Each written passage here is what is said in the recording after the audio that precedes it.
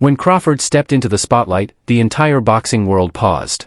Expectations had painted him as a fighter who would be drained, perhaps weakened by the scales. Instead, he appeared the opposite, energized, precise, and carrying an aura of strength that few had anticipated.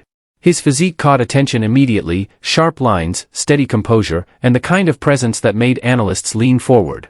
Even seasoned names like former champion Zab Judah couldn't hide their surprise.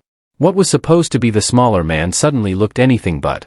Crawford's frame gave the impression of someone not just ready to compete, but prepared to overturn the story before the opening bell. In that moment, the supposed advantage of Canelo's size and raw power started to dissolve. Crawford wasn't simply in fighting condition, he was sending a clear, unspoken message. He didn't come for survival. He came for control. The balance of the matchup shifted dramatically, not with punches, but with presence. Zab, how's the weight going to affect Crawford tomorrow, you think? I don't know, man, but he looked pretty sharp. He looked pretty swift.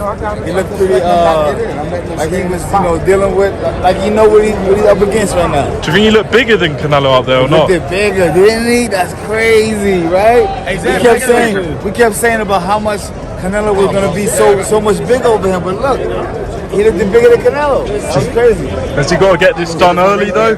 No. Do you think he might slow down? You got 12 rounds. Take your time. Thank you, bro. You got 12 rounds. Take your time. But the shock went deeper than Crawford's physique alone. What the public saw that night was only the surface of a strength fighters inside the sport had already whispered about. Former champion Caleb Plant, a man who has shared the ring with Canelo himself, stepped forward with an eye-opening account. He recalled an unexpected moment, wrestling with Crawford, and admitted he was stunned. His words were blunt. Crawford's strength felt otherworldly. This wasn't the kind of strength measured in biceps or gym numbers. It was functional, raw, the type of power that translates directly into dominance in close exchanges. Plant's testimony didn't just echo the shock from the weigh-in, it validated it. His personal experience confirmed that Crawford's presence wasn't an illusion of optics, it was backed by something tangible, something opponents could feel. In that revelation, the narrative shifted once again. Here was a fighter whose legendary skill was already unquestioned, now paired with physical power capable of rattling even the most seasoned veterans. For those who had dismissed him as undersized or overmatched, the realization landed heavy. Crawford wasn't just a tactical genius, he was a physical force, and that truth unsettled everyone who thought they had the fight figured out. Yeah, we wrestled one time. Yeah, he's ungodly strong. Yeah, he's really strong. Yeah. So he has a chance to maybe push Canelo back a little bit? We'll see. Man, I think we're in for a hell of a fight. Both are great champions. I got a lot of respect for both of them. I'm a fan of both. And, the consensus may be, well, because Terence is smaller, maybe if he gets hit with a big shot, he may just run the whole night, but that's not in Terence's blood. He's willing to go out on shield, and that's a big reason why I respect Terence so much, on top of, all his ability and his skill, and, he's got a mean spirit too, so it's going to be a hell of a fight. Yet, even as Crawford's strength and presence stole the headlines, one sobering fact loomed large: Canelo Alvarez still stood across the ring. For every analyst rushing to rewrite their predictions, there were seasoned voices urging caution. Among them was former contender Gabe Rosado, who refused to bend under the growing wave of Crawford praise. Rosado cut straight to the point: appearing powerful is one thing, surviving Canelo's punches is another. In his view, Canelo's power is the ultimate equalizer, the single factor that can erase strategy, momentum, or even physical advantages in a heartbeat. Crawford might look imposing at the scales, but at 168 pounds, Rosado warned, the Mexican star's punches carry a level of destructive force no opponent can fully prepare for. His prediction carried an edge of finality. Rosado envisioned Canelo timing Crawford, landing one of those concussive headshots that has ended nights for champions before him. The outcome he described was stark and merciless, a fight stopped not by tactics, but by sheer power, possibly finished with a technical knockout. In that assessment, Rosado reminded the boxing world of a reality many were starting to overlook: strength and skill mean little if you cannot withstand the storm of Canelo's fists. You know what I'm saying? It's a great fight, man. They both the same size, but I still think that the power transitions over more naturally to Canelo, obviously. You know what I'm saying? Okay, so you said even despite how good Bud looks, same result. Yeah, man. You know what I'm saying? Look, man, I think it's gonna be a great fight.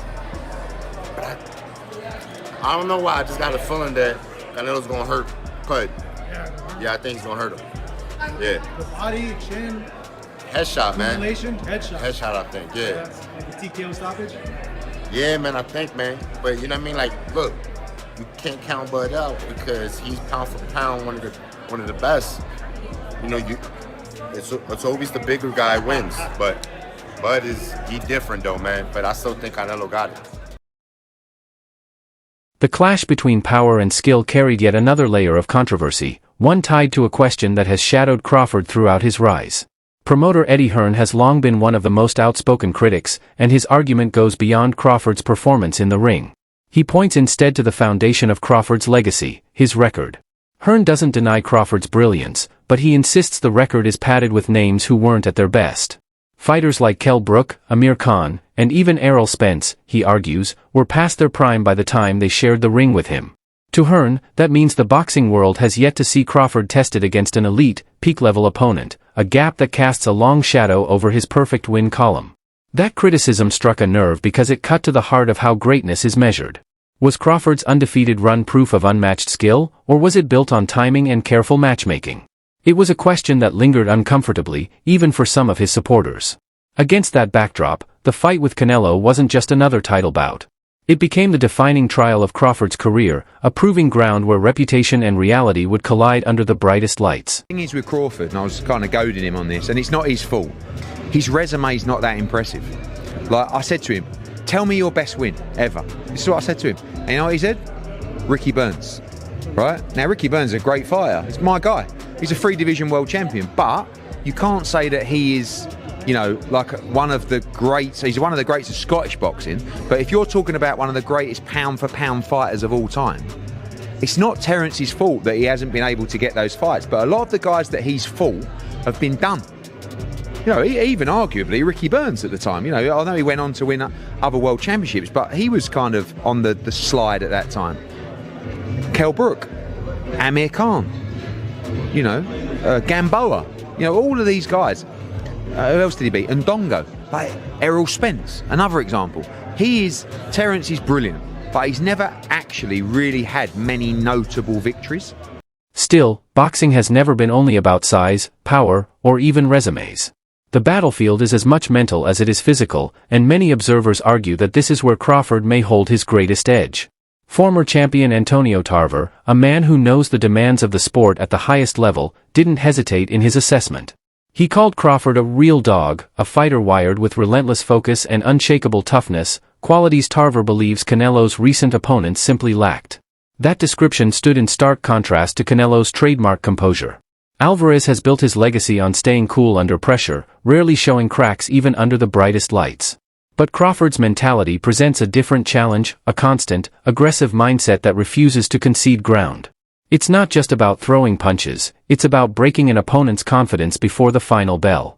This dynamic created an entirely new layer of intrigue, a psychological duel between an experienced king and a relentless challenger. Would Crawford's mental ferocity become the lever that tips the balance? Or would Canelo's calm, battle-tested demeanor withstand the storm and ultimately expose his rival? Even the weigh-in stare carried weight, as if the first exchange of the fight had already taken place, not with fists, but with willpower. I would have loved to see him get a rep, but it is what it is. I just think his mental focus, bro, it sets him apart from all of these opponents that Canelo has faced. He's a real dog, and I know Canelo got a dog too. So who are you leaning towards, like, personally? I think from an energy standpoint, I like Crawford, bro, and his whole demeanor. Yeah. And I'm an underdog. I love the underdog anyway. So, you know, I'm pulling for Crawford. I'm done. If anybody can beat Canelo today, it's Crawford.